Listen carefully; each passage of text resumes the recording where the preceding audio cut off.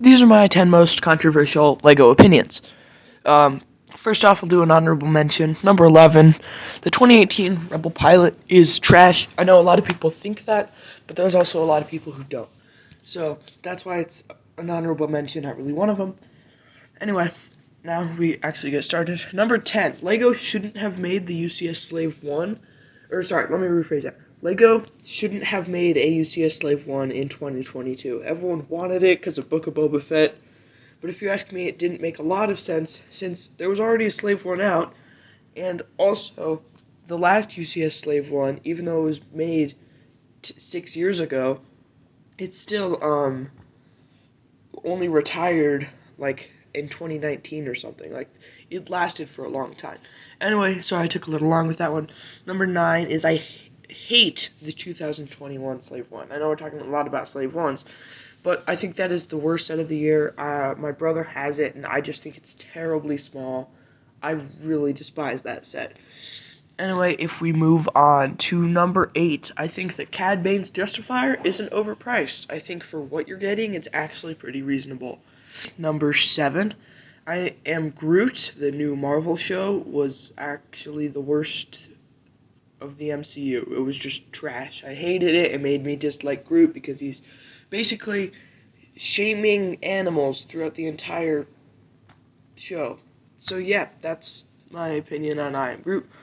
Anyway, number 6, I think that the Lego Harry Potter went down the drain in 2021. I think 2020 was the best year yet for it with Diagon Alley, and then 2021 started with the books, and then they just kind of forgot why people liked their theme, and now they're making a big train instead of Green Gots. I know they might make Green Gots, but they just made a train. Like, really, guys? I'm sorry. Anyway, so number 5 is I like spring-loaded shooters. I think most of the time they aren't as tacky as stud shooters because they don't literally bulge out.